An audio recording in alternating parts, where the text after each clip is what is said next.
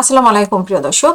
স্ত্রী ও ৯ মাসের শিশু সন্তানের মৃত্যুতে বাগেরহাটের সদর উপজেলা ছাত্রলীগের সভাপতি জুয়েল হাসান সাদ্দামের প্যারোলে মুক্তি না মেলায় ঘটনা প্রশ্নের উত্তর এড়িয়ে গেছেন কৃষি মন্ত্রণালয় ও স্বরাষ্ট্র মন্ত্রণালয়ের উপদেষ্টা লেফটেন্যান্ট জেনারেল অবসরপ্রাপ্ত মোহাম্মদ জাহাঙ্গীর আলম চৌধুরী।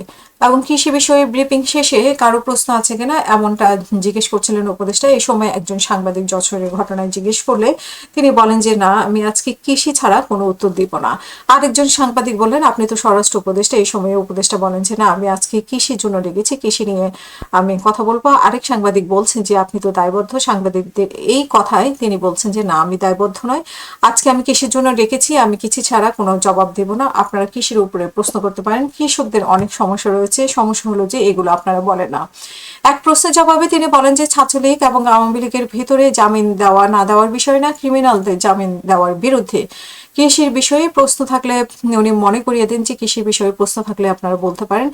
এরপর আবারও সাংবাদিকরা যখন যশোরের ঘটনার বিষয়ে প্রশ্ন করলেন তখন উনি সম্মেলন স্থল ত্যাগ করলেন কৃষি মন্ত্রণালয় ও স্বরাষ্ট্র মন্ত্রণালয়ের উপদেষ্টা জাহাঙ্গীর আলম চৌধুরী।